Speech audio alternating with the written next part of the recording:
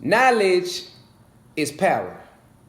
You've heard the phrase, but do you internalize it? Do you understand it? Do you utilize it in your day-to-day routine?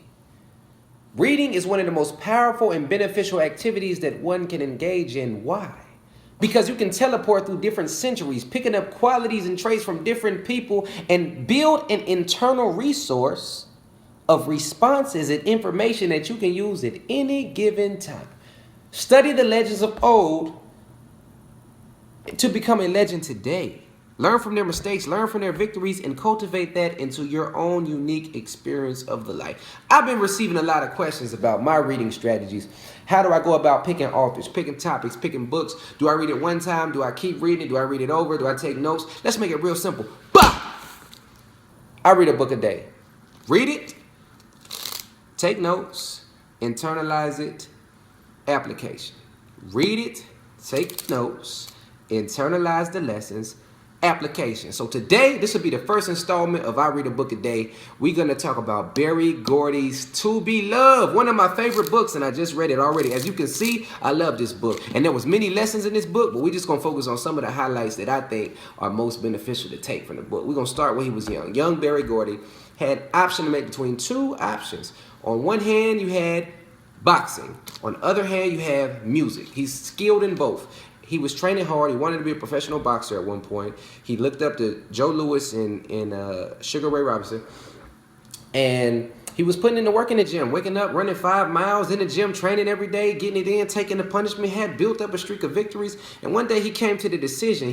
There was 2 posters on the wall, and one was boxing, one was music. He came to the decision. He weighed the pros and cons, right? Boxing, a lot of punishment, not a long career, long-term effects on your health in the future. Music, long career. He can maximize his creativity. He can work with other people, making creations with other artists, so his legacy will live on forever. So he chose music, and I'm glad he did, and you should be glad too. So if you're not familiar with Berry Gordy, first of all, if you're not familiar with Berry Gordy, I'm sure, I am positive you are familiar with some of his proteges. We talking about Diana Ross and the Supremes, the Marvelettes, the Temptations, the Four Tops, the Jackson 5, which then happened to be the start for Michael Jackson, who everybody needs to recognize. Marvin Gaye, Smokey Robinson, Stevie Wonder, Rick James, Lionel Richie, all these people he was working, Mary Wells, all these people drawn to this man, his dream, his discipline, and his belief for the future. In a time where there was a lot of barriers for black music, for black artists, and getting our music out there, getting the type of music that Motown was bringing to the masses. There was barriers. He didn't care. He had belief in himself. Second thing I want to focus on is his relationship with his father. Man, it is really a beautiful relationship between him and his father. His father showed him the pillars of, he was a pillar of work ethic, stability, a family man, loyalty, discipline, grind. He saw these things in his father. So he internalized what he saw from his father, and he picked up from the lessons, and he remembered them. And you could see it throughout the book. You see the themes that he learned from his father and continue to use through his business dealings, even when Motown was massively successful, still drawing from lessons learned from his father. One thing that was just beautiful to see was when at Motown 25, when he was being honored and all these artists are performing for him and everybody's there to honor him, he said his biggest hero, and this is just after he saw all these stars and mentees and everybody he worked with, his biggest hero was his father. And that is just awesome. Like, that's something every father would strive to want to be, to have that effect. That even after your child is so successful, you're still their hero. That's just beautiful right there. Second thing to focus on is Berry Gordy's relationship with the young artists coming in, the young talented artists in their rawest state. He would fill them with belief, with foresight to say, you know what, not only are you going to be a star, not only are you going to be a star on the stage as a performer, but you have the ability to write. You can write for others. You can produce your own album. You can have these concepts. Working with a young Smokey Robinson coming in there. The story with him and Smokey Robinson came in super enthusiastic. Of course, Berry Gordy, professional, staying, looking at the critiques. You can do this better. You can do that better. And it was a great story, because when he first met Smokey Robinson auditioning, He's giving him a lot of criticism, and Smokey Robinson didn't lose any enthusiasm. You take criticism and just get even more excited, keep coming back. That had a profound effect on Berry Gordy, because anybody who can take that criticism of what's dear to them, their art, their music, and stay that enthusiastic because you want to get better that bad, wow. That is work ethic. That is, I'm gonna make it no matter what. And he encouraged Smokey Robinson as he progressed in his career to step outside, start producing for other people, start writing for other people. And when the time was right, he pushed him to give him full credit for what he's developed into. That's the perfect mentor-mentee relationship. Berry Gordy had the perfect mentor-mentee relationship. Build these people up to have belief in themselves, and when they get to a point where they're self-sufficient, let them do their thing. Let them fly. You see some mentors, they want you to fly, but only so high. Like they got a chain on you. You can only fly this high. Because no, Berry Gordy, he wants you to go. He wants to give you credit. He wants you to manifest your ability. Same thing with Marvin Gaye. With Marvin Gaye, you see how Berry Gordy is different with different artists. With Marvin Gaye, he's so creative. He's so talented. His music, timeless. But with Marvin Gaye, sometimes you just got to push him in the right direction. Just give him a little idea and give him some leeway to get creative, and he'll come out with something that just will shock the world.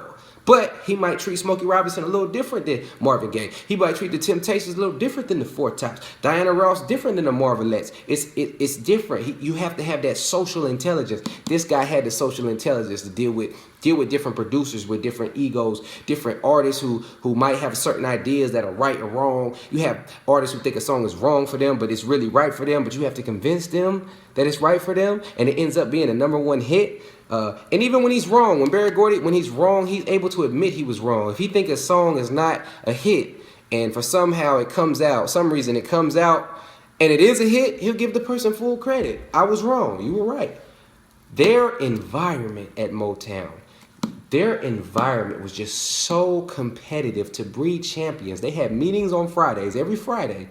Artists, they would submit the songs, submit the records, and the best records will get released. So everybody's anxious. You release it on Friday. It's a competition. You enter it into the contest, and you're motivated to get your best work submitted, get it released, and hopefully it's a hit.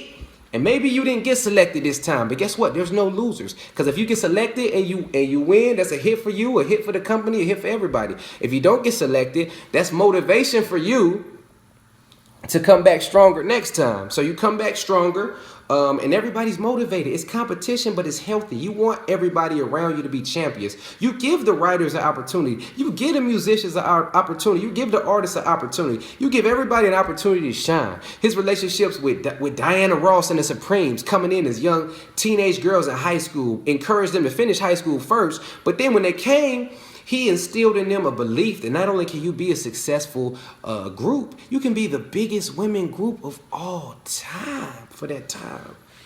Wow. And with Diana Ross in particular, not only can you succeed in the music, succeed in this group, you can also be a certified successful actress. Not just because you're already famous, not just because everybody knows your face, everybody knows your music, but you actually have the ability to act, to go deep down and convey that emotion on screen. I mean, he just instills so much belief in these people, in the Jackson 5, in the Temptations, in managing people's groups when there's discord, when David Ruffin gets kicked out the Temptations, when Diana Ross leaves the Supremes. You have all this discord going on, and you have all these different people you have to manage. That's social intelligence. Berry Gordy, the king of social intelligence, the king of being a mentor and really letting your mentees fly. When they get to the point where they need to fly, let them fly. Let them fly. You mentor them, and eventually they might be a Michael Jackson. They might be Stevie Wonder. They might be Marvin Gaye as we know him today. They might be Diana Ross as we know her today.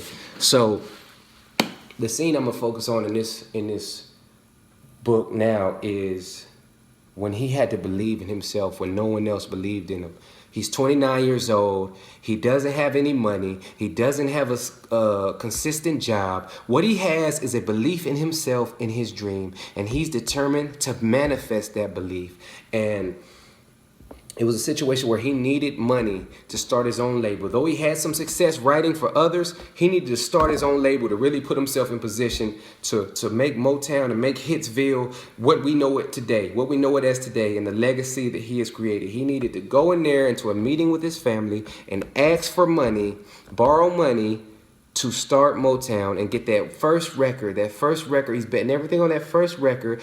Get the $800 loan, and he had to go in there and make a case for himself. Although he hadn't yet been massively successful, although he wasn't yet making hits on a regular basis and known worldwide, he had belief in himself. So he walked in that meeting full of belief, full of energy, seeing his vision, and this is what happened. Shout out to Berry Gordy and his family. Shout out to Motown and the legacy. I thank y'all for the inspiration. Y'all inspire me every day. Everybody from Motown, when I listen to their records, they're just so inspirational and so original. So I thank them for what they did, and this is what happened in that meeting. All I need is a chance. An opportunity to show the world and show you all what I'm capable of doing. You seen the hits I wrote for Jackie Wilson? Marv Johnson, same thing. Marv Johnson can be twice as big as Jackie Wilson. Why not? Why not? You see, there's power in ownership. Isn't that what you taught me, Dad? If I keep going to these other people, they just gonna keep taking advantage of me, and I won't be able to see and manifest that vision the way I see it in my heart. I need y'all to have me on this. I need y'all to feel me on this. I pay all the money back plus interest, but I know I don't have a business plan step by step, A through Z, lined out everything specific, but I know that I can do this. And I need y'all to look at me and believe in me on this one and give me the opportunity to build something great, something to last forever. You believe in yourself. Wholeheartedly, you believe in what you can do. And that's great, Barry. We hear you. But if you're so smart, why aren't you rich already? I mean, look at you, Barry. You're 29 years old, and what have you done with your life? What success have you shown yourself or shown any of us to give us any confidence that investing in you will be a worthwhile investment, or even that you will ever be able to pay this money back?